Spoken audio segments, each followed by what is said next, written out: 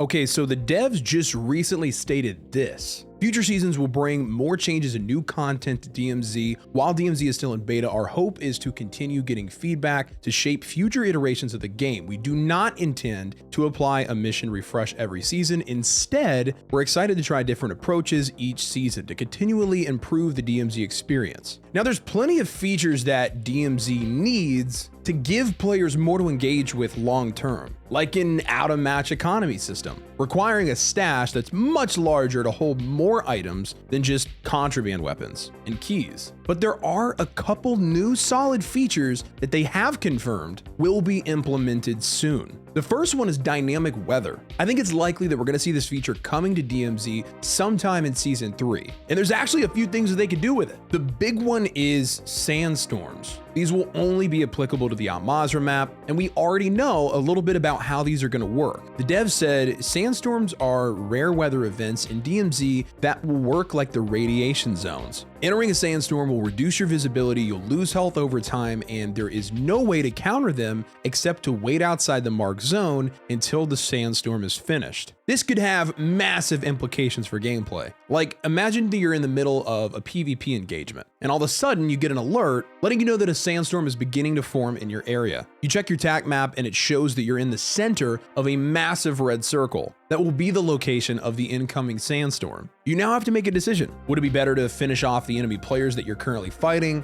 or try to escape them and book it to a vehicle to get out of the area as fast as possible? Now, my biggest question about the sandstorm, though, is what if you're inside of a building? I think it only makes sense that the storm should only damage your health if you're outside, basically relegating you to moving quickly from building to building if you want to get around while you're inside the storm without dying. That would actually be pretty wild. Then there's the normal weather changes that they could do, like light rain, heavy rain, lightning, fog, and that kind of weather could have different gameplay effects, like reduced traction from vehicles while it's raining, or reduced visibility on Ashika Island from the fog that's rolling in. But even more so, procedural changes to the map, like the Sawa village area on Al-Mazrah, getting flooded worse than it already is when it rains, to the point where you wouldn't be able to walk around down there without having to swim. It may even need to dive beneath the water to access the bottom floors of the buildings that are now submerged. To be honest, if dynamic weather just means some rain here and there, maybe a bit of fog,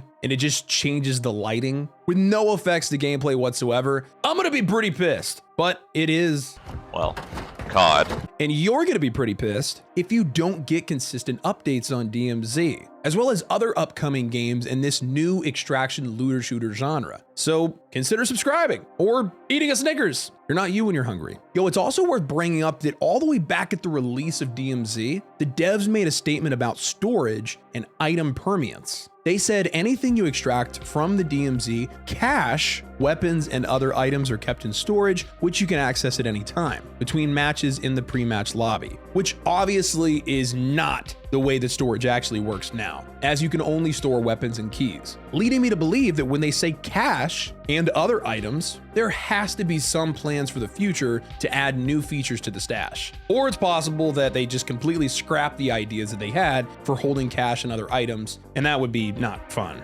Now, if they didn't scrap it, what would be the purpose for having cash outside of the match, if not for giving us something to spend it on? This could also be hinting at an economy system, with traders tied to each faction, with different items for sale that maybe you can only gain access to purchase by leveling up through the different faction tiers, further giving us more purpose to completing all the missions, and increasing the much needed feeling of progression when playing DMZ. But to be honest, even getting something like this image shown here would be better than what we have now, with a standard store where you can purchase the basics like plate carriers, armor box, field upgrades, or gas masks. And now, of course, for this to work properly, the items in the store would need to be quite expensive, and they would need to make all these loadout items that you could buy tougher to find in the DMZ, so that you need to exfil with cash whenever you can to be able to buy the items that you need, and at least increase the contraband stash to not just hold weapons, but lethals, tacticals, and field upgrades, while removing them from the loadout selection menu, so that you can't hop into any given raid with them freely. You'll either have to pull them from your equipment stash, where you've kept the ones that you've already exfilled with, or buy them from that market.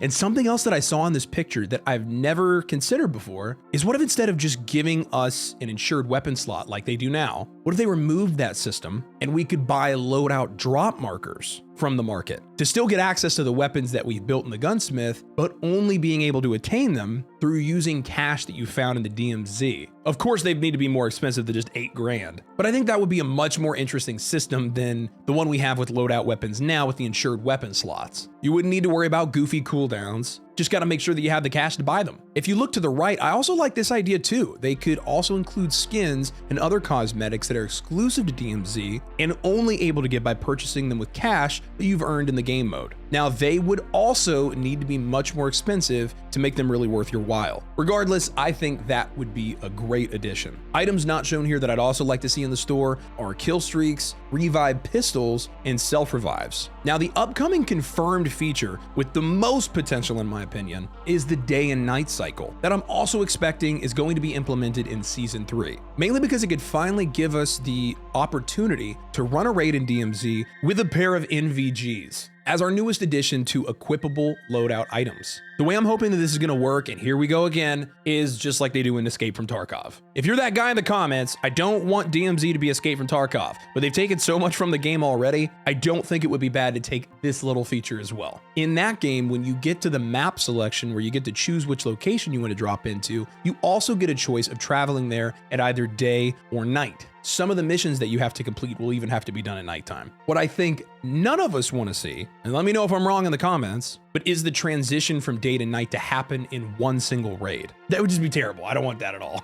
I'm also hoping that the AI will function differently at night as well, having reduced visibility and increased aggro distance. Depending on how dark they actually go with these night raids, solo players like myself would benefit by being able to sneak around easier and outmaneuver other enemy teams by sticking to the shadows. Look, the DMZ still has tons of potential. It does, but I'm not gonna shill, and you shouldn't either, and say that it's in the perfect state right now. It's not. Like, I'm not complaining, I'm not bashing. I just really like this game mode and I want to see it succeed. We need a lot more out of this game mode for it to maintain a large player base for future seasons. Here are the biggest features that I think DMZ should add to get us on the right track. See you there.